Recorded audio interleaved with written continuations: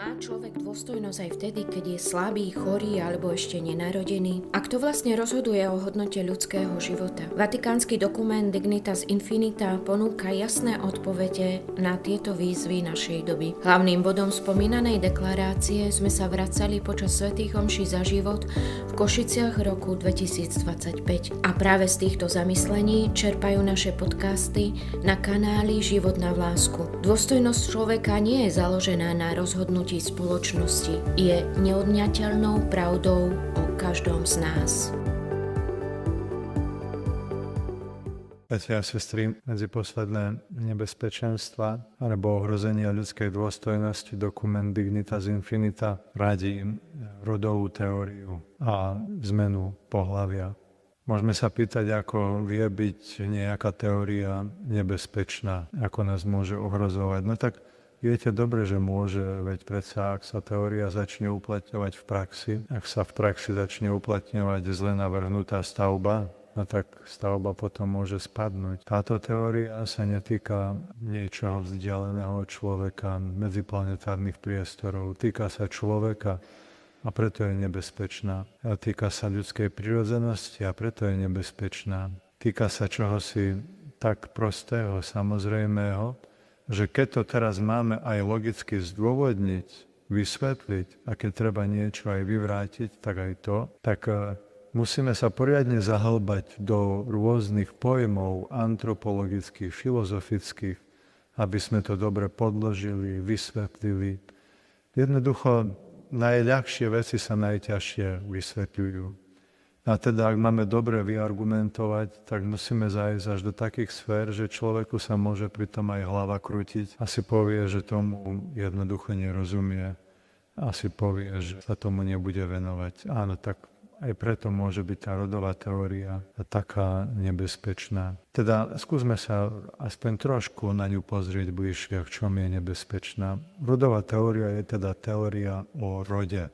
V tomto zmysle sa inak nazýva aj genderová, píše sa genderová teória, alebo rod sa v angličtine poviem gender. Alebo sa tiež nazýva táto teória aj genderizmus. Lebo keďže táto teória má skôr ideologický charakter ako vedecký, tak preto sa tam dáva tá prípona, že izmus, genderizmus. Táto teória tvrdí, že pohlavie a rod u človeka treba rozlišovať. Pohlavie je biologická záležitosť, je mužské alebo ženské, ale potom je tu nejaký rod. A ten rod to už je výsledok takého historického vývoja, hovoríme tomu taký sociálny, spoločenský, kultúrny konštrukt. To znamená asi toľko, že my ako muži a ženy sa nejakým typickým spôsobom obliekame alebo správame, alebo si osvojujeme nejaké roly, ktoré sú typicky ženské alebo mužské. Nemáme to od narodenia, my si to osvojujeme vplyvom toho prostredia, kde rastieme a dozrievame. Teda ten konštrukt spočíva aj v tom, ako sa voči sebe navzájom správame. To prostredie, ktoré nás roky formovalo, pôsobilo, že sme si osvojili nejaké rodové stereotypy, to znamená zaužívané spôsoby. Už len tým napríklad, aké meno nám dali, alebo už len tým, ako sme videli jednať nášho otca a našu mamu, muža a ženu prvých v našom živote, tak už tým sa do nás vpečaťovali isté spôsoby jednania muža a ženy. Čiže pohlavie, to je to, čo by sme mohli nazvať naša telesná sexualita. Tá genitálna, potom hormonálna, možno emocionálna. Ale potom je tu rod a to je naša ako keby netelesná sexualita. To je to naše postupné uvedomovanie si seba ako mužov a žien, našej pohlavnej reality a osvojovanie si tých už spomínaných životných rolí ako muži a ženy. Až dosiaľ je táto rodová teória bezproblémová. Žiadne námietky voči tomu, ako cirkev napríklad nevznáša. Je to fajn, áno, také je naše pozorovanie. Ale problém nastal, keď isté feministické prúdy v 19. a potom hlavne v 20. storočí, feministické hnutie, to je hnutie za oslobodenie alebo zrovnoprávnenie žien, prekrásne čosi, ušľachtilé. A do veľkej miery to bolo aj hnutie z prostredia kresťanského. Ale istá vetva toho feministického hnutia, oni sami seba nazvali, že sú rodové feministky, osvojili si marxistické a engelsovské myšlienky o triednom boji a uplatnili ich na vzťah muža a ženy. To sú tie dve postavy, ktoré sú na začiatku každého triedneho boja. Engels bol toho názoru, že triedny boj musí nastať a začať uprostred rodiny. A to tak, že sa žena vzoprie mužovi a vymaní sa z jeho područia, z jeho patriarchálnych ambícií. A tak vytvorili teóriu, že rod ako spoločenský konštrukt, že sme muži a ženy, tak ako sa to do nás vpečatilo, že to je vlastne na nešťastie nástroj útlaku ženy. Táto teória v tomto zmysle už nebezpečná tvrdí, že tá patriarchálna kultúra v priebehu tých 1000 ročí svojimi nárokmi zo strany muža alebo tlakmi sociálnymi viedla k tomu, že ženská rola bola odsudzená na podriadenosť. Muž vlastne drží nadvládu nad ženou. Žena je v pozícii podriadenosti a pripútanosti aj k mužovi, aj k dieťaťu, aj k domácnosti. A toto treba zvrátiť, hovoria rodové feministky. Aby došlo k tomuto oslobodeniu sa ženy, tak musí sa odpútať, všetci sa musíme odpútať. Musíme odpútať náš rod od nášho pohlavia a rozbiť, mudro to oni nazvajú, že dekonštruovať všetky tie rodové stereotypy. Aby sa oslabilo to, že žena je žena, a teda aby nebola v pozícii podriadenosti, a aby sa oslabilo to, že muž je muž, a teda, že je v pozícii nadriadenosti. Treba to znegovať, zneutralizovať. Teda vychovávať k tejto rodovej neutralite, ktorá je nezávislá od pohlavia. Teda treba zotrieť rozdiely medzi mužmi a ženami na každej úrovni. A to dôležité, čo zostane, na čom treba ponovom stavať, je seba určenie osoby. A treba začať s tým už od útleho veku. Preto sa títo teoretici, ale aj praktici rodovej teórie snažia dostať už k čím najmenším detičkám, aby už tam na ne mohli vplývať. A to tým spôsobom, že každý si môže vybrať svoj rod na základe pocitu, bez ohľadu na biologické pohlavie. Treba očistiť okrem iného aj jazyk, čiže reč, od tých stereotypov, akože na toho, koho vidíme, že je ženského pohlavia, má ženské pohlavné znaky, tak automaticky hovoríme, že ona. A na tých, čo vyzerajú jak muži, automaticky hovoríme, že on. A tá žena, automaticky hovoríme mama. A to by sa malo volať rodič 1. A muž by sa mal volať rodič 2. To treba zneutralizovať. Takisto treba oslobodiť sexualitu od stereotypov. A to napríklad, čo sú stereotypy, že sexualita sa má praktizovať len v manželstve, stereotyp. Alebo že sexualita sa má praktizovať len medzi mužom a ženou a nejako inak. Alebo že sexualita sa akosi spontánne spája s plodnosťou a s rodením a so starosťou o dieťa. Sexualitu treba oslobodiť. To znamená znormalizovať všetky alternatívne možnosti, ako sa človek sexuálne prejavuje vo vzťahu k sebe, vo vzťahu k iným. Potrat treba legalizovať a umožniť ako slobodnú voľbu ženy, pretože je to súčasťou slobody, aby mohla byť slobodná aj od vlastného tehotenstva. Jediné pravidlá, ktoré majú platiť v oblasti sexuality, je príjemnosť. Vyberaj si to, čo je príjemné. A po druhé, k čomu ti dá tvoj partner sexuálny súhlas. Všetko je dovolené, na čo sa dá súhlas. Okrem toho treba rozbiť aj koncept rodiny, pretože rodina je hlavné mesto a miesto stereotypov rodových. Všetky druhy partnerstiev majú byť rovnocenné, aj pred zákonom. Treba sa vysporiadať aj s náboženstvami, pretože tie konzervujú rodové stereotypy. Sú výplodom patriarchálnej hegemonie. Náboženstva vymysleli muži na ovládnutie žien.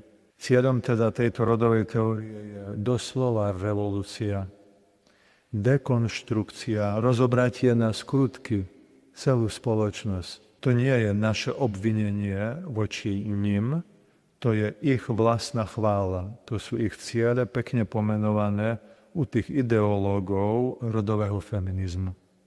A k tomu je potrebné neutralizovať ženskosť žien a mužskosť mužov. Odpútať ich od pohlavného základu. Vraj odlišnosti, ktoré sú medzi nami, nemajú súvis s prirodzenými alebo biologickými príčinami, že sme biologicky muž a žena, ale vraj tie odlišnosti, ktoré vznikli na základe nejakého tlaku spoločnosti. To znamená to, že žena je zdravotná sestra, preferenčne má inklináciu k zdravotníctvu a že muž má inklináciu ku kamionom, to nemá súvis s našou telesnosťou. To je tlak spoločnosti, ktorý vytvoril také konštrukty. Až kým zistili, že to v Norsku celkom odbúrali a k ničomu nedospeli.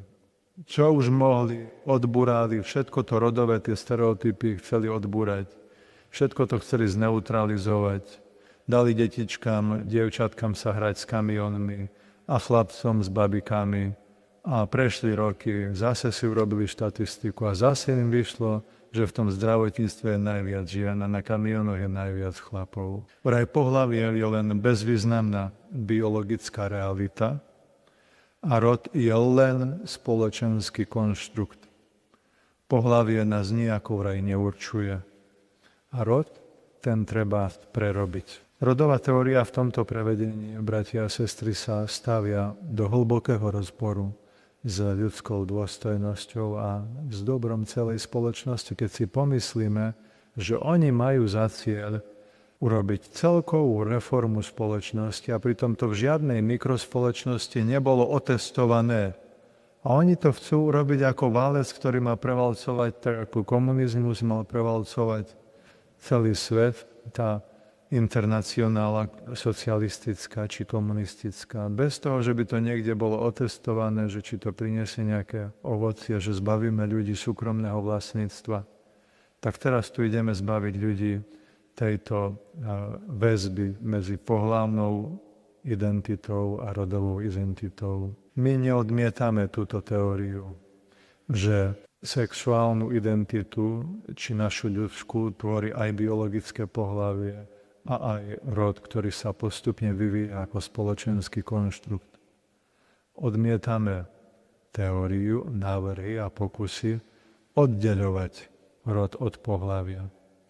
Odmietame nerešpektovať. Odmietame, že sa nerešpektuje naše pohlavie ako základ pre našu rodovú identitu. O tom hovorí dokument Dignitas Infinita v článku 57 asi takými jednoduchými slovami.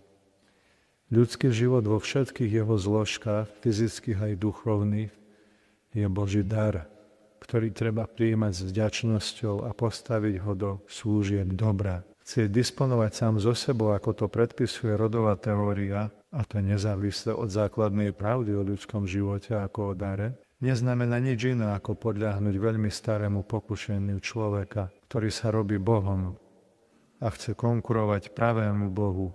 Ako to povedal jeden z mysliteľov inými slovami, práva dokonalosť bytia, každého bytia, dosky, psa, človeka, práva dokonalosť bytia sa nemôže uskutočniť v niečom, čo nemá sklon diať sa prirodzene. Uskutočnenie, vidíte, to je to nebezpečenstvo, že musíme používať taký ťažký filozofický jazyk, aby sme zdôvodnili veci. Uskutočnenie dokonalosti bytia sa predpokladá v jeho matérii. A matériou bytia toho, ktorým je človek, je naše telo. Naša dokonalosť sa nemôže uskutočniť mimo nášho tela. Naše telo ukrýva potenciál nášho zdokonalenia. Všetko, čo ide mimo nášho tela alebo nerešpektuje zákonitosti nášho tela, skončí skôr v patológii. Teda inými slovami, telesné pohlavie naznačuje smer, ktorým sa má uberať aj naše zdokonalenie. A bolo by rozporuplné, keby sa pohlavie rozvíjalo v nejakom opačnom rode. Je taká mysliteľka, volá sa Beatrice Folmer de Coles, ktorá si dovolila dokonca podať definíciu rodu podľa nej v súlade s náukou cirkvi. Ona hovorí, že rod by sme v duchu našej antropológie mohli pomenovať takto. Rod je transcendentujúca, čiže presahujúca, dvíhajúca našu prirodzenosť, transcendentujúca dimenzia ľudskej sexuality, zlúčiteľná so všetkými rovinami ľudskej osoby, zahrňajúca telo, myseľ, ducha a dušu. Rod je teda schopný podliehať tak vnútorným, ako aj vonkajším vplyvom na ľudskú osobu, no musí sa podriadiť prirodzenému poriadku, ktorý je daný už v tele. Tá istá autorka píše, a tým skončíme, na postojoch, ktoré zaujímajú radikálne feministky, je paradoxné, že tvrdenia, o ktoré sa opierajú, aby obhájili svoju vec, nakoniec vedú k záverom ničiacim špecifickosť ženy. No nie je to útok na ženu, keď ona sa má oslobodiť od svojho ženského prežívania vlastného ja. Keď ona sa má hrať na muža, keď my sa k nej nemáme správať ako k žene, ale k mužatke, je toto oslobodenie ženy, keď jej dáme do ruky krompač, lebo sa má vyrovnať mužovi. Hoci je jasne zmerané, úplne jasné, má vypočítateľne menšie množstvo červených krviniek, čiže schopnosť fyzického výkonu. Toto je povýšenie ženy. Keď znormalizujeme všetky sexuálne praktiky, tak potom môžeme povedať, že pornografia to je oslava ženskosti a nie je to náhodou potupa ženskosti, že zo ženy sa robí tovar, nakoniec vedú k záverom ničiacim špecifickosť ženy. Je málo bojovať za oslobodenie od. Práve oslobodenie je až vtedy, keď je oslobodenie pre. Áno, je to ako o tom chudáčikovi, čo sa rozhádal s rodičmi, odišiel z domu, ale zistil, že nemá kam ísť. Nemá nič, má len most. Tam vedie aj tá ideológia, rodová ideológia. Nakoniec tou trpkou oslavou rodovej ideológie a teórie je v podstate zmena pohlavia. Namiesto toho, aby sme rešpektovali pohlavie ako základ pre seba rozvoj a prijali ten dar, ktorým je moje mužské telo, moje ženské telo, tak namiesto toho ideme na základe pocitu prerobiť základ, ten Bohom daný základ. Ideme sa nechať preoperovať na základe pocitu. A keďže sa pocity menia, tak sa budeme dookola operovať. Alebo raz budeme v tom tele šťastní a raz nešťastní. A zda len toľko by som povedal na záver k tomu, k tej zmene pohlavia. Je to výsmech zo seba samých, je to výsmech z celej vedy, ktorá sa kdečím chváli. Veď predsa vieme, že žiadna zmena pohlavia nie je možná. Je možná len zmena, výmena, našitie, prešitie, odstrihnutie, prilepenie pohlavných orgánov, ale nie je možná zmena pohlavia. Veď predsa nedá sa preoperovať pohlavie zakodované do každej jednej bunky a tých je 100 triliónov v našom ľudskom tele. Je to výsmech, je to oslava hlúposti na základe rozpravy. A je to tragédia na základe života jednotlivca. Lebo toto, čo je pre jedných rozpráva, pre druhých je trpká realita, do ktorej sa nechali natiahnuť, zviesť, zlakomiť, ako sa povie. A teraz tým musia žiť zvedení do konca života a riešiť, či sa naspäť nevrátia do svojej pôvodnej zostavy, ako boli Bohom stvorení. Bratia a sestry, tá vec je komplikovaná, možno niekedy na vysvetlenie, na pochopenie, ale je veľmi aktuálna na to, aby sme sa nasadili pre ten veľký zápas. Veď len teraz predsa, len dnes, len včera už mi prišla do mailovej schránky výzva, aby som podpísal pripomienku k novému občianskému zákonníku, ktorý v podstate svojimi ustanoveniami toto rozširuje, toto aplikuje do praxe, to nerešpektovanie ľudskej prirodzenosti, nerešpektovanie jedinečnosti manželstva založeného na vzťahu muža a ženy. A A preto o tom hovoríme a máme veľa príležitostí, aby sme sa v tej veci aj nasadzovali.